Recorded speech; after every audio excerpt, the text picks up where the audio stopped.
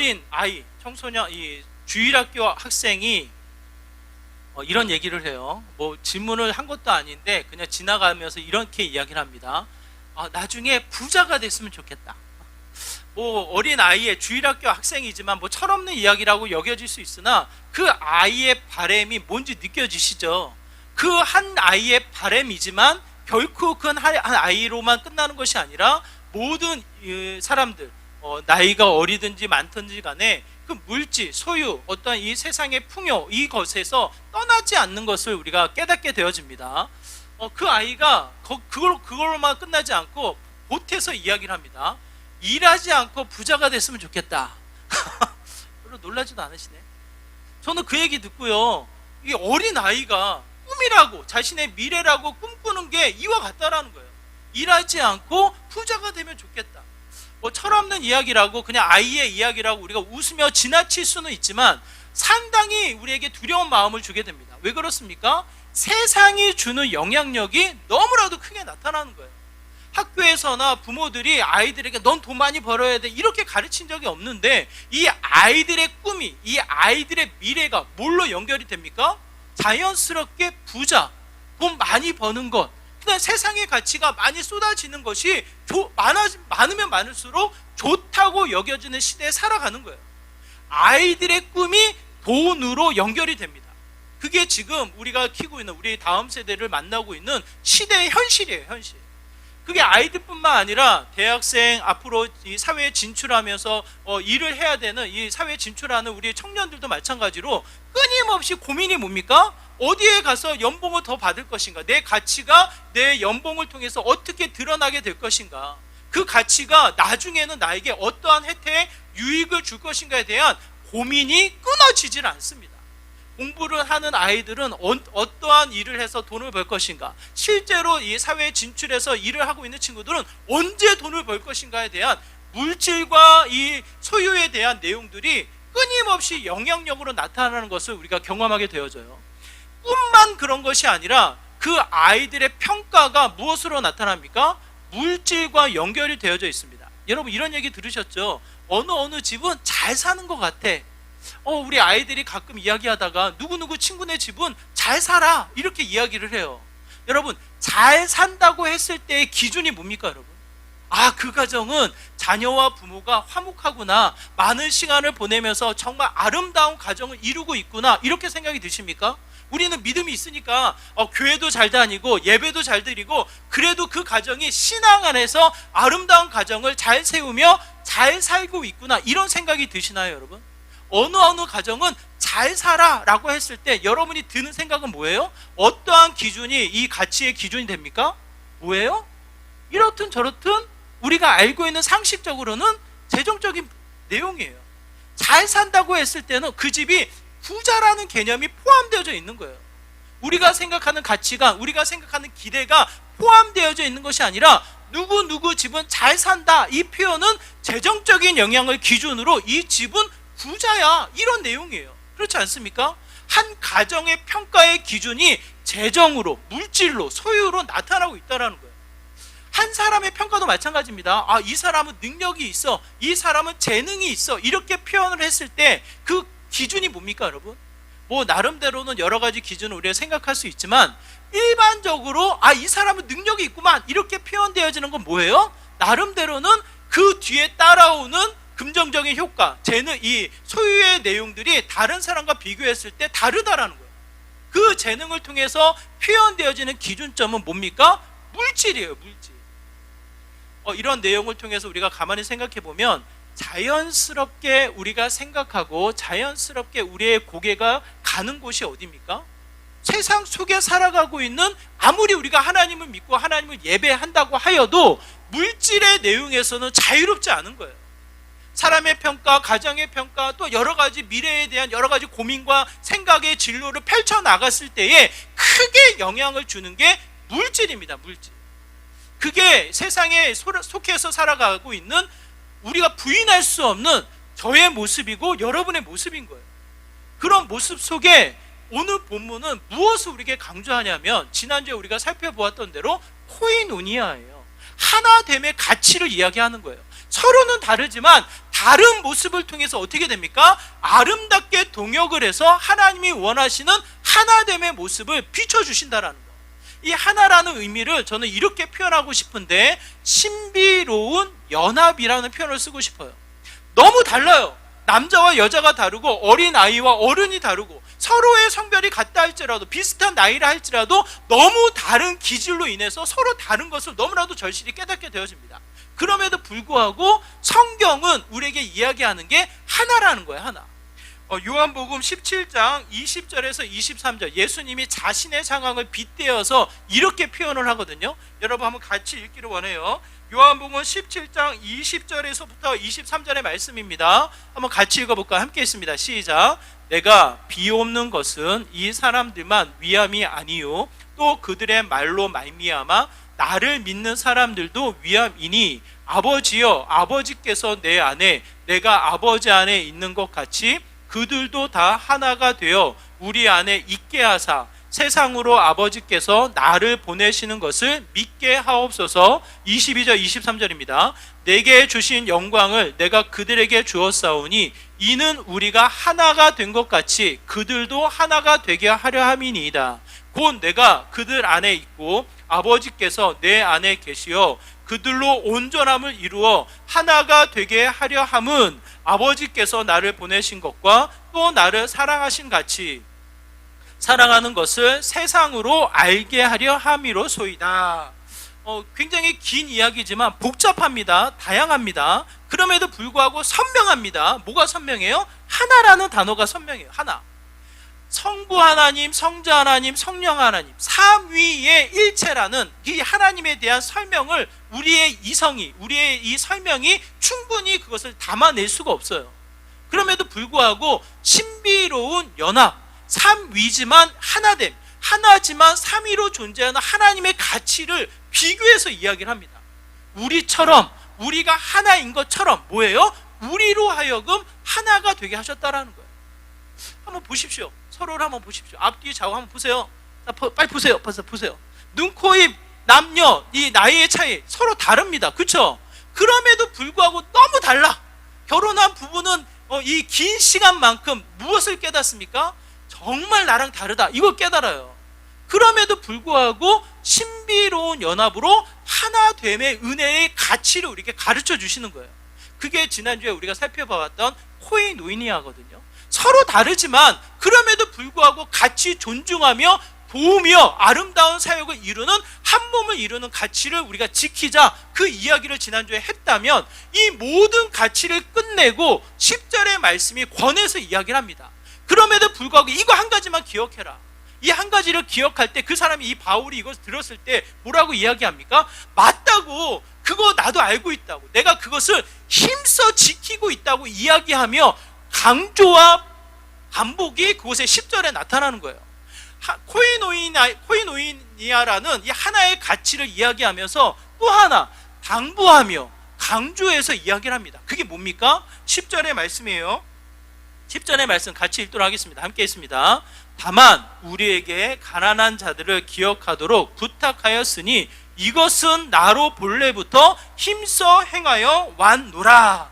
오늘 말씀을 통해서 우리가 가만히 살펴보면 우리가 너무나도 자연스럽게 고개가 돌려지는 것, 우리의 관심이 가는 것, 그럼에도 불구하고 우리가 손을 뻗치게 되는 게 뭡니까? 뭐예요, 여러분? 이렇든 저렇든 화려한 것, 보기 좋게 여겨지는 것, 그냥 부하게 여겨지는 것, 돈이 많게 여겨지는 것에 우리의 관심과 우리의 손과 우리의 열심이 향하게 된다는 거예요. 가만히 밥을 먹고 있는데 갑자기 우리 교회 문을 열고 두 사람이 들어옵니다. 한 사람은 화려하게, 저는 사실 명품을 잘 모르거든요. 그런데 누구는 딱 보면 저거 명품이다, 이런 걸 안다라는 거예요. 만약 그런 옷을 거치면서 들어오는 사람과 또 한 사람은 좀 초라하게 들어오는 사람이 있다면 자연스럽게 우리의 시선은 누구를 향합니까? 자연스럽게 누구예요? 여러분 말씀을 안 하고 계시지만 자연스럽게 우리의 시선은 화려한 쪽을 향하게 되어 있습니다. 제가 우리 애한테 물어봤는데, 우리 애가 말하지 말라고 했는데 신혼여행을 갔거든요. 제가 제주도로 갔는데 롯데 백화점이 아니라 롯데 호텔에서 잤어요. 제주도로 왔으니 숙박은 좀 좋은 데서 하자 해서 이제 롯데 호텔에서 하룻밤을 자고 저녁 디너 뷔페를 갔거든요. 제 아내가 앞에 앉아 있는데 제 시선이 딴 데 가더라고요. 왜 갔을까요?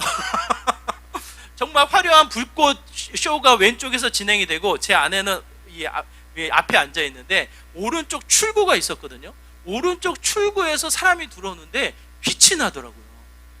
정광열 씨, 허준이라는 드라마가 한참 유행이었을 때 정광열 씨가 들어오고 그 뒤에 이름도 모르는 여배우가 들어오는데 그냥 시선이 가더라고요, 여러분. 제가 그 시선에 제가 잠깐 힘들 뻔했는데 우리 아내님께서 너무 마음이 너그러우셔가지고 시선이 갑니다. 자연스럽게 예쁘게 보여지는 거, 아름답게 가꿔지는 거, 그럼에도 불구하고 좋게 세상의 기준으로 좋게 여겨지는 것에 시선이 갑니까 안 갑니까? 여러분, 가게 되어져 있어요. 똑같이 두 사람이 들어온다면 우리의 시선은 이쪽으로 가게 되어 있어요. 화려한 쪽으로 가게 되어져 있어요. 그러면서 자연스럽게 어떻게 오셨냐고 안내를 하며 맞이하게 되는 형태를 취하게 됩니다. 이게 왜 그래요?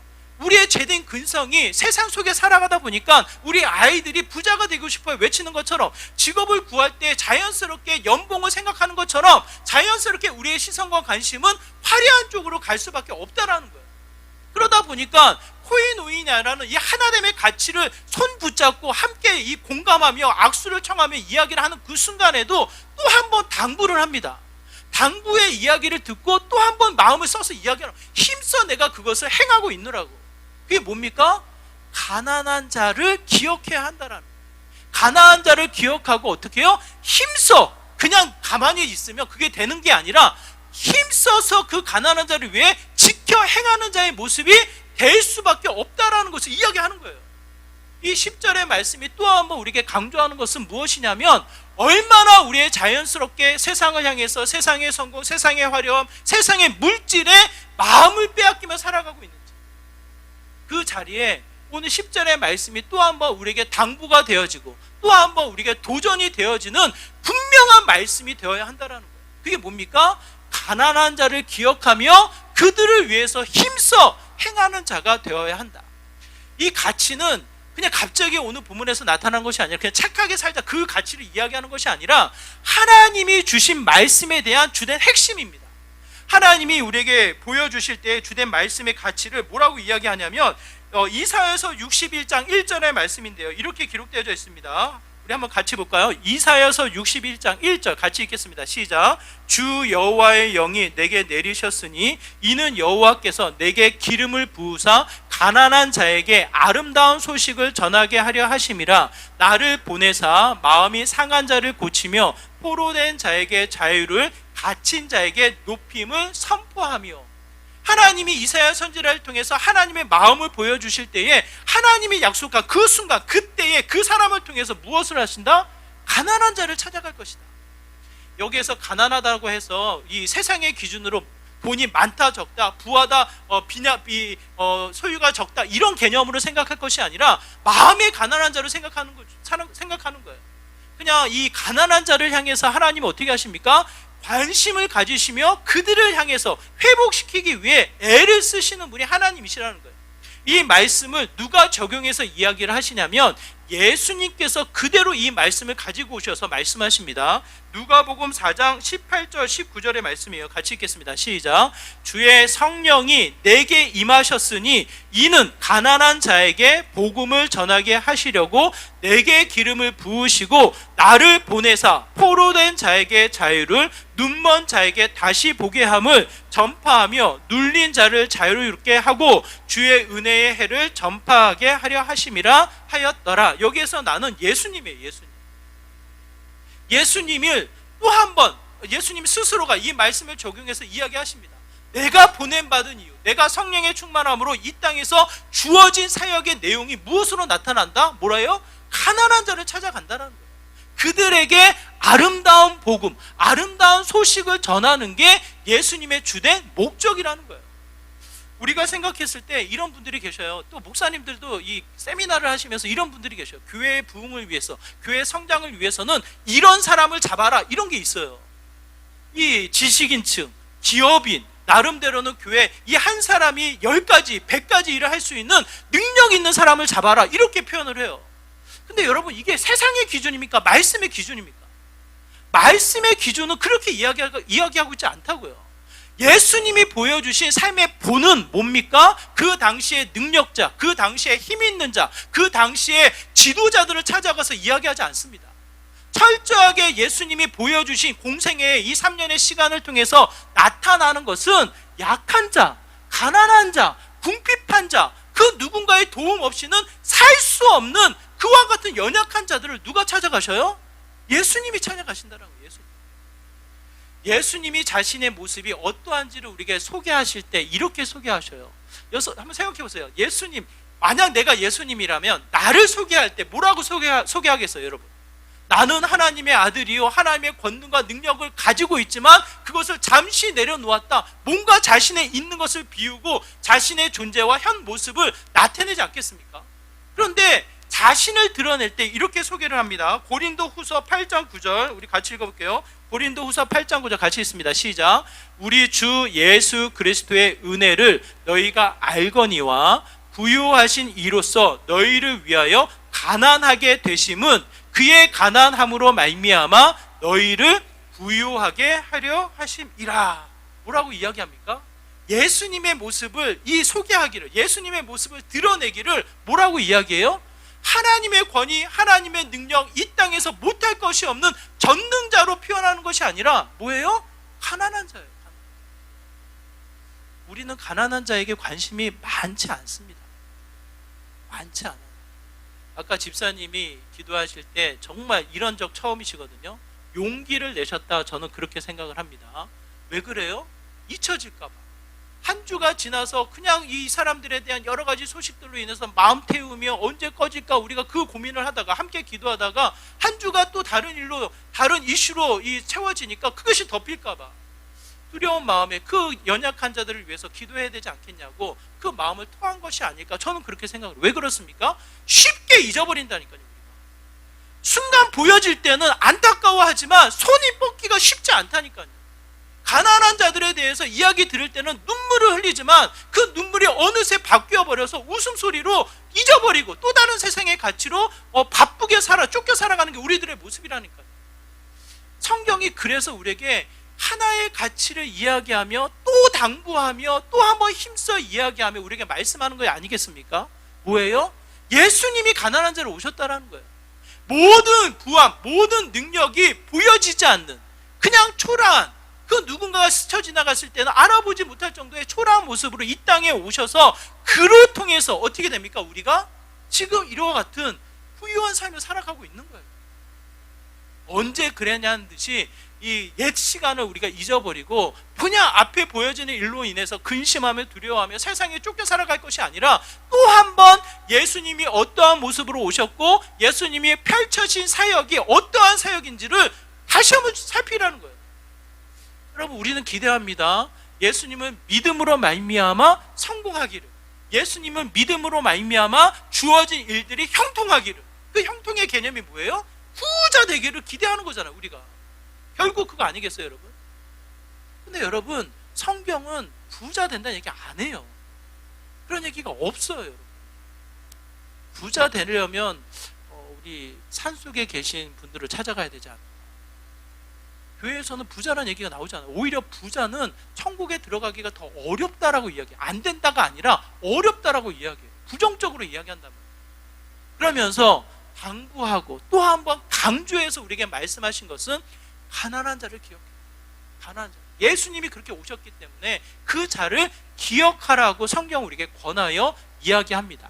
가난한 자를 기억하라는 이 표현을 우리가 또 한 번 기억해야 하는데 그 표현을 코이노니아를 통해서 여러분이 기억하기를 원해요. 코이노니아라는 표현을 다른 표현으로 이야기하기를 로마서 12장 13절 이렇게 기록되어 있습니다. 같이 읽을게요. 시작. 성도들의 쓸 것을 대접하기를 힘쓰라. 성도들의 쓸 것을 공급하며 손 대접하기를 힘쓰라. 여기에서 표현되어지는 공급이라는 단어가 어떠한 단어이냐면 이런 단어예요. 코이노네오.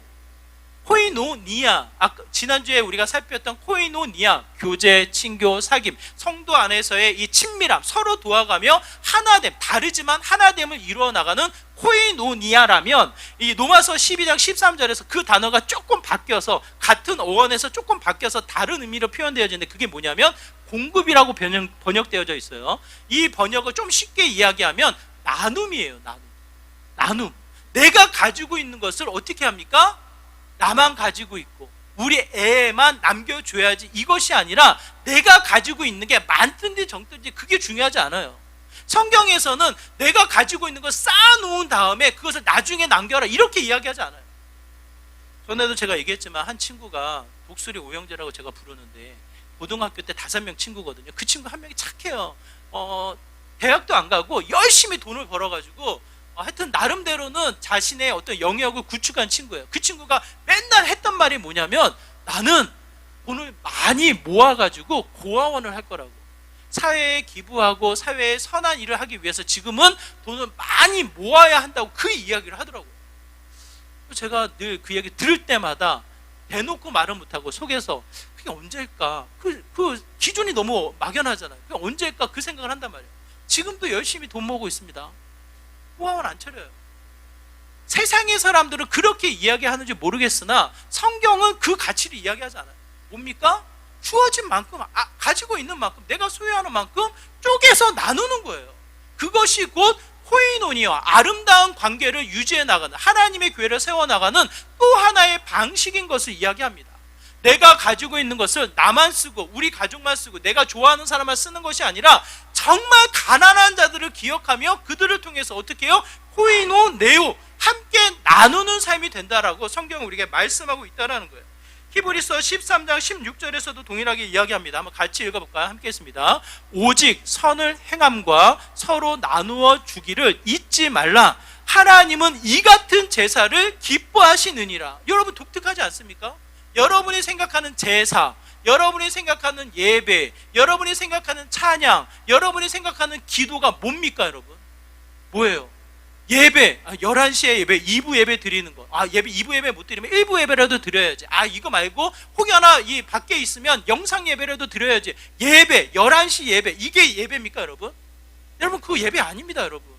그것은 형식에 맞춰서 한 자리에 모여서 찬양하며 형식에 맞춰서 예배를 드리는 순간에 불과하지, 로마서 12장 1절 2절을 통해서 나타나는 것은 내 몸을 산제사로 드려 하나님 앞에 제사를 드리라는 거예요.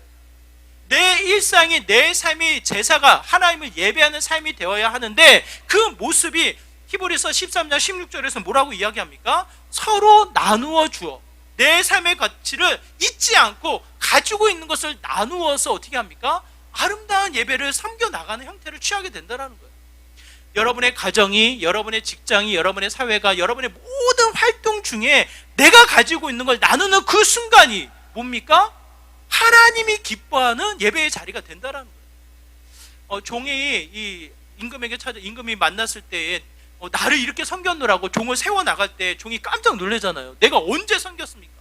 그때 이 왕이, 임금이 하는 말이 뭐예요? 지나가는 나그네를 챙겼고 옥에 갇힌 자를 도왔고 병든 자를 그냥 지나치지 않았고, 그냥 하나하나 둘씩 나누고 섬겼던 그 모든 것이 나를 섬긴 것이다 라고 이야기하며 그 종을 세워나가는 이 본문이 있잖아요. 이게 무슨 뜻입니까? 하나님을 섬긴다라는 것이 동떨어진 삶으로 나타나지 않는다라는 거예요. 하나님을 섬기는 이 믿음의 삶이 우리의 삶의 현장에서 뭐로 나타나요? 나눔의 삶으로 나타나게 된다는 거예요. 그게 코이노네오예요. 코이노네오. 우리 교회가 작습니다. 어떤 부분에서는 또 다른 이 분들의 도움을 받으면서 교회가 또 아름답게 세워져 나가는 일을 우리가 하게 되어져요. 그러면 외부에서 받았기 때문에, 외부의 도움을 받는다고 해서 우리가 다른 사람을 돕는 일을 멈춰야 합니까? 내가 할 수 있는 일을 하지 말고 그냥 갇혀져 있어야 됩니까? 그렇지 않다라는 거예요. 할 수 있는 대로 지금 내가 해야 되는 일을 뒤로 핑계 삼지 말고 오늘 해야 할 일을 어떻게 해요? 쪼개어서 그것을 나누어서 또 한 번 그 누군가를 섬겨나가는 믿음의 모습이 또 한 번 하나님의 공동체를 세워나가는 자의 모습이 된다라는 것을 이야기합니다. 10절은 그것을 강조해서 이야기를 하는 거예요. 그냥 하나님을 믿고 하나님을 알고 하나님을 예배하고 하나님 안에서 너무 기뻐요. 평강을 누려요. 서로 만나는 것에 대한 기쁨으로 끝나는 것이 아니라 이제는 내가 고개를 들여 보지 않는 그 현장, 내가 관심을 갖지 않는 그 누군가를 향해서 찾아서 그들을 향해서 나누는 삶의 모습이 되어야 한다는 거예요. 우리 기쁨의 교회 안에서만 코이노니아가 멈추지 않기를 원합니다. 여러분의 가정, 여러분의 주변 상황들, 여러분의 직장의 상황들을 살피면요, 그 안에는 누가 있습니까? 반드시 가난한 사람들이 있어요. 여러분, 가난하다고 해서 먹을 것이 없다, 옛날 얘기입니다. 요즘엔 나라가요 복지가 너무 잘 돼 있어서요, 쌀도 주고요, 반찬도 때마다 이 때가 되면 갖다 주기도 해요. 또 김치 같은 것도 만들어서 제공도 한단 말이에요. 먹을 것이 없어서 가난하다, 그런 시대가 아니에요. 뭡니까? 마음의 공허함이 있어요. 아무리 먹어도 배가 고픈, 아무리 분주하게 살아가도 채워지지 않는, 뭔가 열심히 달려가지만 손에 잡히지 않는 마음의 가난한 자들이 있단 말이에요. 그들을 향해서 우리가 어떻게 해야 됩니까? 또 한 번 찾아가서 하나님을 통한 나눔이 이루어져야 한다는 거예요. 그게 때로는 밥을 같이 먹는 자리가 될 수도 있겠고, 차를 마시는 자리가 될 수도 있겠고, 때로는 그들의 필요를 채워주는 또 다른 수고가 있을 수도 있겠지만, 하나님의 이야기, 하나님의 은혜, 하나님의 말씀이 나누어지는 믿음의 현장이 된다는 것을 이야기합니다. 여러분, 초대교회를 한번 생각해 보세요. 초대교회의 이미지, 초대교회의 이 그림을 한번 그려보세요. 어떤 그림이 그려지십니까? 그냥 말씀이 막 선포되어지고, 말씀을 통해서 안전뱅이가 일어나고, 말씀을 통해서 기쁨의 순간들이 펼쳐지는 그런 상황만 여러분 펼쳐지시나요? 무슨 상황이 펼쳐져요? 초대교회를 보면 우리가 기억나는 것, 말씀을 통해서 찔림받아 어찌할꼬 하다가 어떻게 됩니까? 그들이 한 자리에 모이는 거예요. 한 자리에 모여 떡을 떼며 함께 감사하며 함께 예배를 드리더라. 이게 뭡니까? 떡을 뗀다라는 표현이 뭐예요? 먹을 것이 없어서 서로 먹여주는 그런 현장으로 우리가 생각해 볼 수 있는데, 그 당시를 생각해 보면 주인과 하인이 있던 시대예요. 주인은 넉넉하게 살지만 하인은 어떻습니까? 분주하게 일에 쫓기다가 예수 그리스도를 만나서 그 믿음의 현장으로 찾아오게 되는 거예요. 그럼 어떻게 됩니까? 일에 쫓겨서 밥을 못 먹는다든지, 그야말로 자신의 어떠한 이 상황에 쫓겨서 먹을 것이 없다든지, 서로 다른 계층에 서로 다른 상황 속에 놓여져 있는 사람들인 거예요. 그 사람들이 한 자리에 모여서 어떻게 됩니까? 가지고 있는 것을 나누었더라. 어떤 사람은 전 재산을 팔아서 나누었더라. 형식에 맞춰서 전 재산을 팔아야 됩니다. 아닙니다. 이단들이나 그렇게 하지, 그거 아니에요. 가치가 우리에게 먼저 중요합니다. 그게 뭐예요? 내가 가지고 있는 것을 나누고자 하는 것. 내가 나만 배부르고 기뻐하고 안정감을 누리는 것이 아니라 함께 기뻐하며 함께 안정감을 누릴 수 있도록 어떻게 해요? 가지고 있는 것을 나누는 것이 우선되어진다는 거예요. 여러분, 나에게 있는 게 뭡니까? 우리에게 기쁨이 되고 나에게 유일한 소유가 되는 게 뭡니까? 가지고 있는 것도 쪼개서 나누는 것도 중요하지만, 또 하나 예수 그리스도의 복음, 예수 그리스도의 은혜를 나누는 삶의 모습이 또한 되어야 한다는 거예요. 철저히 우리의 관심이 쏠리는 대로만 가는 것이 아니라 우리의 관심이 덜 쏠리는 대로, 오히려 외면되어지는 대로, 오히려 소외되는 그 계층을 향해서 끊임없이 우리는 어떻게 합니까? 고개를 돌려 그들을 향해 힘써 행하는 자의 모습, 그들을 기억해서 그들에게 가까이 나아가는 믿음의 모습이 되어야 한다는 것을 이야기합니다. 그 자리에 코이노니아, 또 하나의 이 단어가 있는데, 디모데전서 6장 17절 18절이에요. 우리 한번 같이 읽어볼게요. 함께 있습니다. 시작. 내가 이 세대에서 부한 자들을 명하여 마음을 높이지 말고 정함이 없는 재물에 소망을 두지 말고 오직 우리에게 모든 것을 후히 주사 누리게 하시는 하나님께 두며 선을 행하고 선한 사업을 많이 하고 나누어 주기를 좋아하며 너그러운 자가 되게 하라. 여기서 사용되어지는 너그러운 자가 되게 하라라는 이 표현이 뭐냐면 코이노니코스예요. 코이노니아, 코이노네오, 코이노니코스, 비슷하죠. 비슷한 어원의 태용으로 표현되어지는 거예요. 이 신약은 헬라어로 되어 있는데, 이 헬라어는 이 코이노니코스는 한 번밖에 사용되어지지 않았기 때문에 정확한 의미를 찾지는 못합니다. 정확한 의미를 알지는 못해요. 그렇지만 전체적인 문맥을 통해서 찾는 이 번역은 너그러운 자가 된다라는 거예요. 여러분, 왜 너그러운 자가 됩니까? 왜 그래요? 세상의 것이 많아서, 지혜가 커서, 성품이 좋아서 너그러워집니까? 여러분, 17절에 전제가 있잖아요. 뭡니까? 크신 하나님이 채우신다라는 거예요. 내가 가지고 있는 것을 쪼개고 나누면 어떻게 됩니까? 쪼개어가지고, 이 쪼개진 걸로 인해서 위축되어지고, 이 10,000원짜리 한 장을 쪼개었더니 5,000원이 돼버리고, 5,000원짜리 쪼개었더니 2,500원이 돼가지고, 이제 더 이상 내가 뭐 먹고 사나 위축되어지는 마음의 상태가 아니라 뭡니까? 쪼개면 쪼개질수록, 나누면 나눌수록, 가난한 자를 향해서 다가가면 다가갈수록 뭐 해야 돼요? 하나님의 크심, 하나님의 은혜가 넉넉해진다라는 거예요. 마음의 여유로움이 찾아오게 된다라는 거예요. 제가 어렸을 때 이런 찬양이 있었거든요. 쥐면 사라지고 나누면 풍성해진다. 뭐 이런 찬양이 있었잖아요, 여러분. 제가 노래를 잘하면 하겠지만 그런 찬양이 있었다면, 쥐면 쥐수록 사라지는데 나누면 나눌수록 퍼진다는 거예요. 이게 오늘 본문에 나타나는 성경의 가치가 아니겠습니까? 여러분, 오병이어의 기적이 무엇을 시작으로 열립니까? 오병이어의 기적 아시잖아요. 예수님이 축복하시더니 이 보리떡 5개와 물고기 2마리가 5,000명이 넘고 12광주리가 남는 놀라운 기적이 펼쳐지는데, 그 시작점이 뭡니까?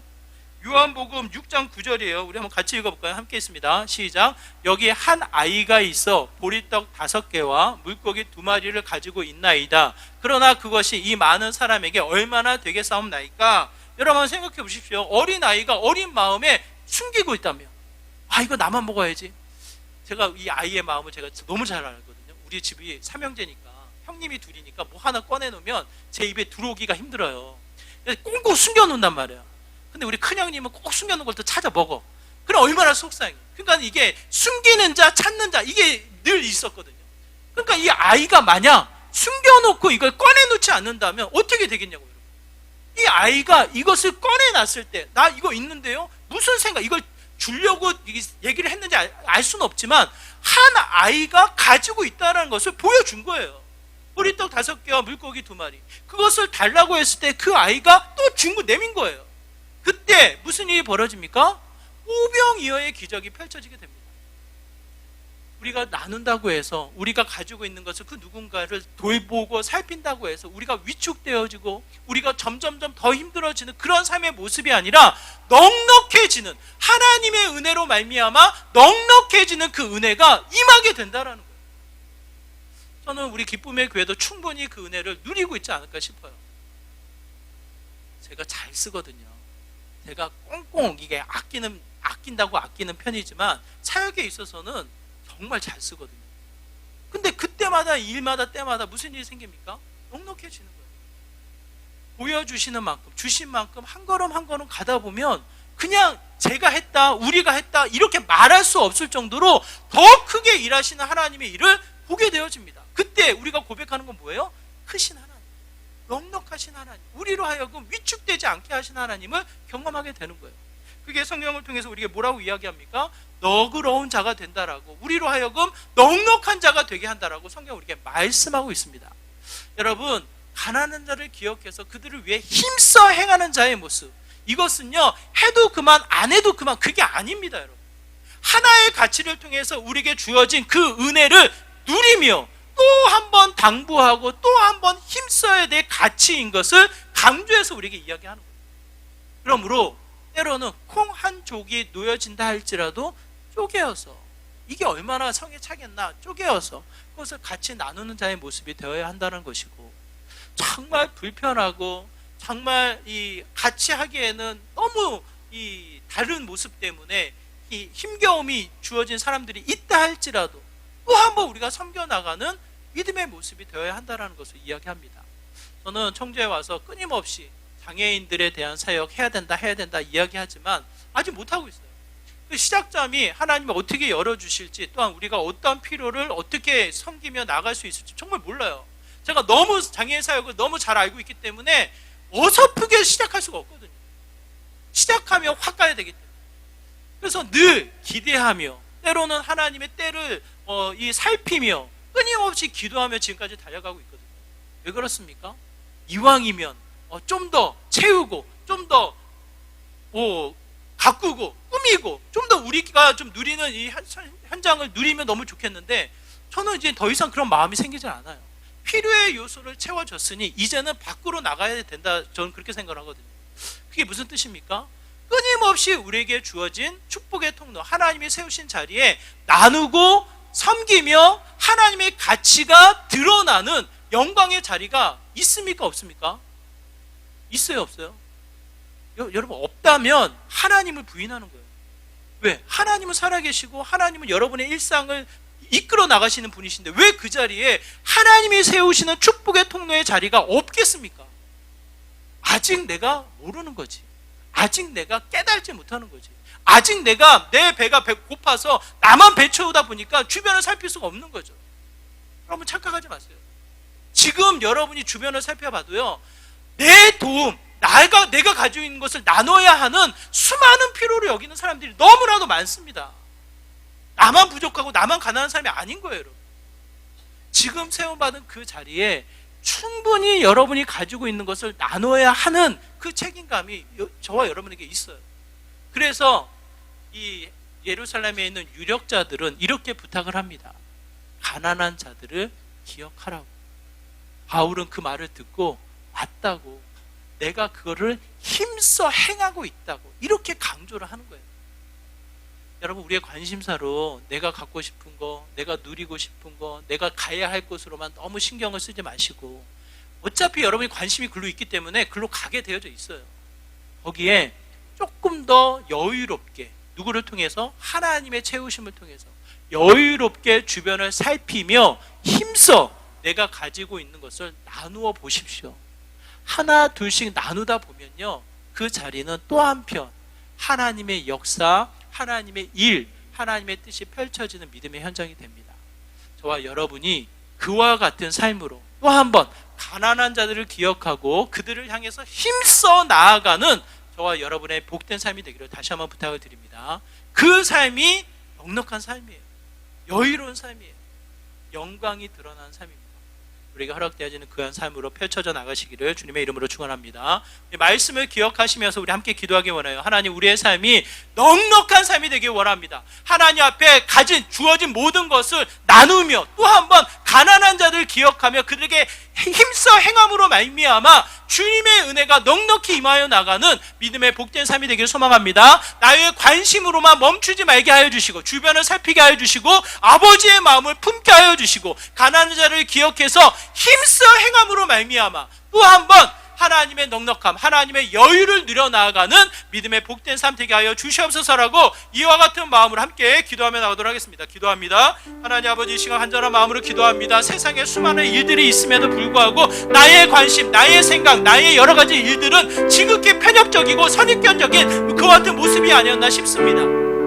오늘 당부의 말씀이 이제는 우리에게 임하여서 가난한 자를 기억하며 그들을 위해서 힘써 행하는 우리들의 하나님의 거룩한 자녀들이 되기를 소망합니다. 우리에게 주어진 일들에 또 한번 나눌 수 있는 은혜를 더하여 주시고, 나누고 또한 그들로 향해서 가까이 나갔을 때마다 하나님의 선한 열매, 하나님의 사랑, 하나님의 넉넉한 마음으로 또 한번 누리게 하여 주시고, 하나님 나라의 영광을 취해 나가는 믿음의 복된 삶이 되게 하여 주시옵소서. 세상에만 쫓겨 살아가지 않게 하여 주시고, 하나님의 마음을 품고 참으로 주님이 원하시는 그 마음을 풀어내며 넉넉한 하나님에게 여유가 있는 믿음의 모습으로 나아갈 수 있도록 하나님 축복하여 주시옵소서. 한 영혼 한 영혼 말씀하여 주시고 깨어있게 하여 주시고 다시 한번 세움받아 나가는 믿음의 귀한 자리 되게 하여 주시옵소서.